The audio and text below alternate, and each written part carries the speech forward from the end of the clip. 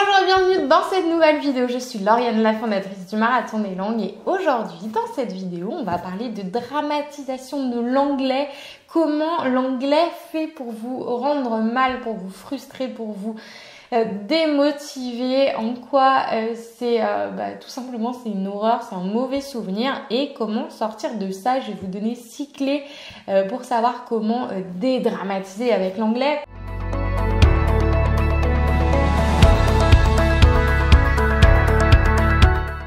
Je vous fais cette vidéo parce qu'à chaque fois que j'ai des appels de candidature pour les élèves pour rentrer dans le marathon d'anglais, eh bien à chaque fois je me rends compte que c'est vraiment il y a vraiment un gros blocage émotionnel, parce que quand il s'agit de parler, quand il s'agit de pratiquer, d'être en situation de parler avec un natif, les mots restent bloqués dans cette mâchoire. Même si vous connaissez les mots, eh bien vous restez bloqué.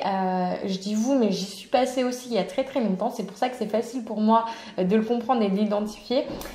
Quand il s'agit de parler, eh bien vous avez les mains moites, vous avez le cœur qui s'accélère. Bref, on a l'impression que vous allez jouer votre vie, qu'on va jouer notre vie. Et moi, c'est un truc que j'arrive à débloquer, mais très facilement avec mes élèves, parce que j'ai très bien compris les mécanismes. Et du coup, aujourd'hui, j'ai envie de vous aider avec ça et vous donner ces 6 clés pour sortir de ça. Avant de vous donner ces 6 clés, eh bien, on a mis à jour le nouveau kit de démarrage anglais.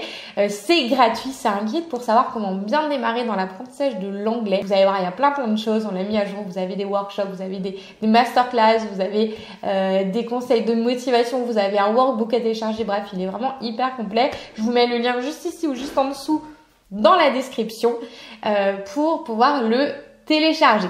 Du coup, ces 6 clés, alors la toute première pour pouvoir dédramatiser avec l'anglais, parce que l'anglais, voilà, on joue pas sa vie, mais je sais et je sens que ça crée vraiment une énorme frustration, des blocages. Vous n'arrivez pas à évoluer dans votre vie professionnelle à cause de l'anglais. Vous voyez des posts qui vous passent sous le nez. Enfin bref, c'est vraiment en voyage, vous vous sentez démunis parce que tous les autres parlent anglais et vous non.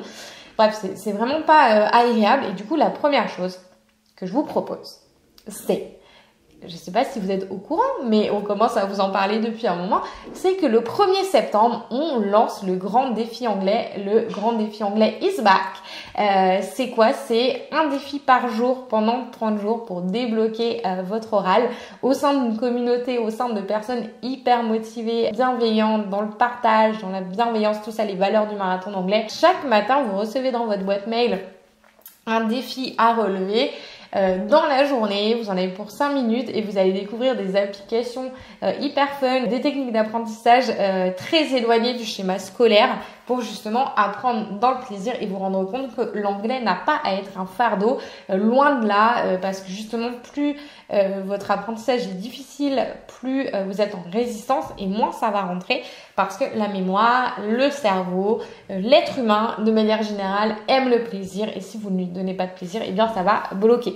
Donc c'est pour ça que vous avez mis énormément de fun dans ce défi. Je vous mets le lien en dessous en description ou juste ici pour pouvoir nous rejoindre. Je vous invite à vous inscrire dès maintenant parce que ça va aller très vite. On a déjà le groupe WhatsApp qui se remplit très vite et on démarre le 1er septembre. Donc ne loupez pas le départ. En plus, on a une promo de rentrée. Donc profitez-en. Alors la deuxième clé pour dédramatiser avec l'anglais, c'est tout simplement d'arrêter de penser à la montagne, au sommet de la montagne tout de suite. Alors je m'explique. Là tout de suite, vous savez que quand vous êtes en situation, quand il s'agit de parler avec un natif, ça vous met dans un état émotionnel pas super agréable. Et en fait, c'est ce que j'appelle le sommet de la montagne. C'est que vous voyez tout de suite en fait le résultat final que vous aimeriez avoir. Aujourd'hui, vous aimeriez parler avec fluidité, vous aimeriez que ça soit fluide, que ça sorte tout seul, que ça soit spontané, que vous soyez à l'aise, que vous ayez confiance, que vous puissiez parler facilement avec les gens. Sauf qu'aujourd'hui, vous voyez la dernière étape maintenant, et du coup, la montagne paraît énorme et ça vous paraît impossible à surmonter, parce qu'aujourd'hui, vous avez l'impression que c'est pas fait pour vous, parce que vous avez essayé plein de fois, vous avez fait plein de tentatives à répétition et ça bloque toujours. D'ailleurs, je vais vous expliquer juste après pourquoi c'est possible de débloquer tout ça très facilement. Et la première chose que je vous invite à faire, c'est arrêter de regarder le sommet de la montagne tout de suite. C'est que, ok, c'est votre objectif, il faut avoir cette vision, c'est très bien. Mais moi, j'ai envie que vous voyez les étapes intermédiaires, les étapes juste en dessous, les premières marches de l'escalier pour pouvoir y arriver. Et la première chose, c'est votre immersion. Et votre immersion dans l'anglais, encore une fois, on va virer tout ce qui vous crée de la résistance. C'est-à-dire qu'aujourd'hui, vous n'allez pas prendre la liste des verbes irréguliers, vous n'allez pas acheter un livre de grammaire comme ça et faire de l'anglais si ça ne vous plaît pas. Moi, ce que je vous invite à faire, c'est de prendre, dans un premier temps, des ressources qui vous plaisent. Le plaisir, vraiment, n'oubliez jamais ça. Je vous ai fait plusieurs vidéos juste avant ces dernières semaines où justement je vous partage des podcasts à écouter en anglais. Je vous mets le lien juste ici pour aller revoir cette vidéo. On vous met des séries en anglais à écouter par niveau avec Netflix. On vous fournit des livres, enfin on vous fournit une liste de livres à lire adaptés aux différents niveaux. Je vous parle d'applications. Voilà, allez voir sur la chaîne, on vous met vraiment tout ce qu'il faut et choisissez ces ressources. Si elles ne vous plaisent pas, ne les utilisez pas. Alors forcément, il y a un moment, il faudra se booster un petit peu pour booster son apprentissage, mais déjà, commencez par ça.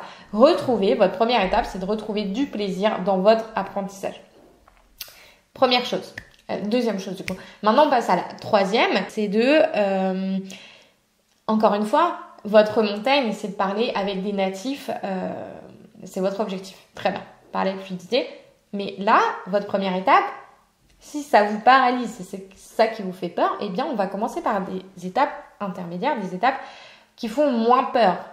Comme je vous expliquais dans la vidéo de la semaine dernière, justement, où je vous partageais ma période de doute et comment j'ai fait, c'était quoi mes déclics pour retrouver de l'énergie, eh bien, c'est de tirer sur l'élastique, de repousser la zone de confort, mais un tout petit peu. On va pas, par exemple, un élastique, si vous tirez petit à petit, il va se détendre. Et l'idée, ça va être de détendre.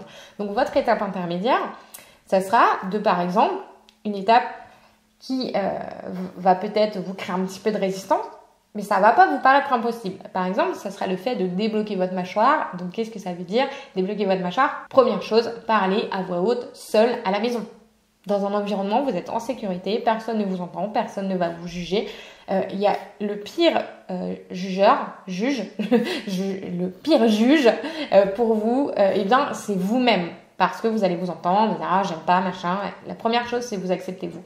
Donc, commencez déjà à faire ça pour faire sortir les mots, les phrases dans votre mâchoire. Pourquoi c'est important de le faire? Parce que vous ne parlerez jamais avec fluidité de manière spontanée. Les mots, les phrases ne sortiront jamais de manière spontanée si vous ne les avez pas, dans un premier temps, sortis dans votre mâchoire dehors. Tout ce que vous allez penser dans votre tête ne sortira pas de la même manière oralement. C'est pour ça que c'est très important de pratiquer, de faire sortir tout ça. Donc, commencez par des étapes intermédiaires comme ça qui sont accessibles. La quatrième étape, la quatrième clé pour dédramatiser avec l'anglais qui, selon moi, est la plus importante, c'est arrêter avec ces croyances limitantes, avec des phrases comme par exemple « je suis nulle »,« j'y arriverai jamais »,« c'est impossible pour moi ». Je sais que tout ça, c'est des croyances limitantes. J'en ai aussi. Le plus important, le plus difficile, c'est de les identifier. Toutes ces phrases, essayez de les remplacer, de les arrêter de vous répéter ça. Essayez de prendre conscience. C'est ça la première étape, en fait. Prendre conscience que vous répétez ces phrases-là parce que en fait, il y a un pouvoir qui est incroyable dans les mots, c'est que plus vous allez vous répéter des choses et plus vous allez les croire et plus votre cerveau va mettre en place des actions pour confirmer ce que vous êtes en train de vous dire. C'est ce qu'on appelle le biais de confirmation. Par exemple, je vais vous donner un exemple très concret. J'ai échangé avec une élève du marathon d'anglais hier par téléphone. Et elle me dit qu'en fait, avant, donc là, ça fait 1 mois qu'elle nous a rejoints, et avant, donc elle était vraiment dans ce schéma-là, c'est impossible pour moi, c'est pas fait pour moi, j'y arriverai jamais. Dès qu'il s'agit que je me mette à parler anglais, je me mets à pleurer. Enfin voilà, c'était vraiment très très fort. Et du coup, quand elle regardait des mots au travail en anglais, les mots, elle les voyait pas, c'était illisible. Premier réflexe, c'était traducteur direct. Elle n'essayait même pas parce que pour elle, c'était impossible, elle n'était pas faite pour ça. Et à partir du moment où elle a commencé à mettre en place toutes les clés que je vous partage et à bénéficier du coaching qu'on lui a donné dans le marathon d'anglais, elle a commencé à switcher, à changer ses habitudes et à passer au « ok, aujourd'hui ça me fait toujours peur, mais je sais que en fait j'ai le mécanisme, je sais comment faire et j'ai confiance ». Et du coup maintenant les mots ne sont plus illisibles, vous voyez, c'est flou. Et maintenant, ok, elle les voit, donc je sais que je suis capable de le faire.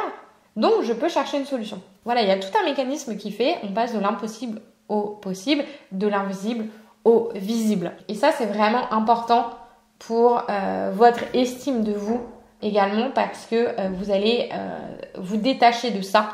Moi, j'aimerais que vous détachiez de ça parce que ces phrases que vous répétez vous donnent raison. C'est une phrase de Wim Hof, je crois, qui nous dit tout ce que vous croyez, peu importe ce que tu crois, tu as raison.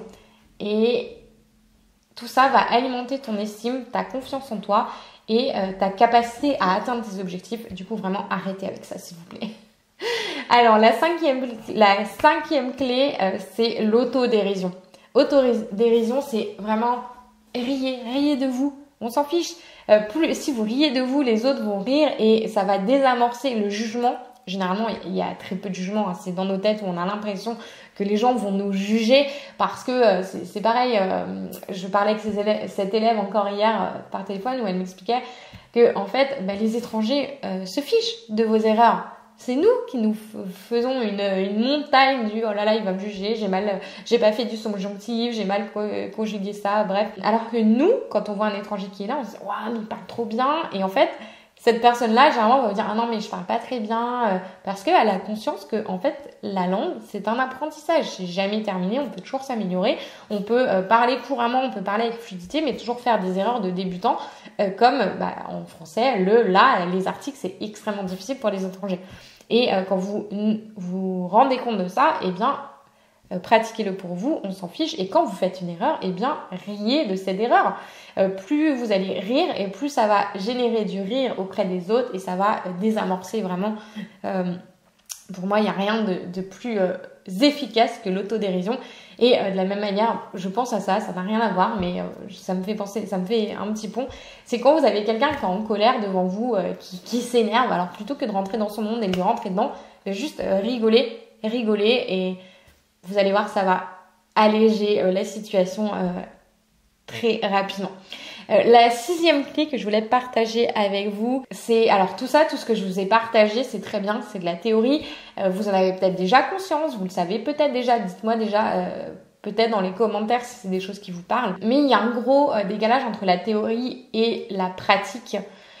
Et il y a une chose qui est extrêmement puissante pour pouvoir mettre en pratique tout ça justement, c'est de jouer un rôle pour pouvoir en fait se détacher de cette compétence, parce que l'anglais est une compétence, ce n'est pas quelque chose qui est inné à vous, ce n'est pas la fatalité, même si vous avez essayé pendant des années et vous commencez à croire que ce n'est pas fait pour vous, c'est pas vous et votre estime, c'est une compétence, ça s'acquiert, ça se développe. Et jouer ce rôle, d'ailleurs ça me fait penser à un livre que j'ai lu il y a pas longtemps qui s'appelle Alter Ego, qui nous explique en fait comment justement les sportifs de haut niveau se mettent dans une préparation mentale pour pouvoir atteindre leur objectif, pour pouvoir gagner, pour avoir un mental de fer, un mental de warrior. C'est tout simplement que la plupart d'entre eux ont un alter ego. Un alter ego, c'est quoi? C'est justement le fait de jouer un rôle, d'incarner un rôle qui va les booster, qui va les mettre dans une position du ok, là ce matin j'étais pas trop bien, j'étais fatiguée, j'avais des doutes, etc. J'avais une petite voix du mental qui me dit t'y arriveras pas, etc. Et même les sportifs de haut niveau vivent ces périodes, mais dès qu'ils entrent dans leur posture dans leur alter ego, donc par exemple vous pouvez choisir un animal, un tigre, un lion, vous pouvez choisir un mentor, vous pouvez imaginer ok, moi mon mentor c'est Oprah Winfrey, une de mes mentors. Je me dis mais qu'est-ce que Oprah ferait dans cette situation? Essayez de l'incarner, ouvrez les épaules, mettez-vous à sa place et dites-vous ok, là j'y vais, et ça vous permet en fait de sortir de vous-même, d'arrêter d'être centré sur soi et de pouvoir atteindre vos objectifs. J'espère que ces 6 clés vous ont extrêmement aidé. Voilà, extrêmement, c'est le premier mot qui m'est venu, ça vient du cœur. Dites-moi dans les commentaires si ça vous a parlé, si c'est des choses que vous pratiquez déjà. Si vous voulez soutenir la chaîne, je vous remercie de partager cette vidéo, la liker, ça permettra d'être encore plus visible et d'aider un maximum de personnes. Et je vous retrouve dans le grand défi le 1er septembre pour booster votre anglais, pour débloquer votre anglais au sein d'une communauté motivée. Et je vous dis à très vite dans la prochaine vidéo. Ciao!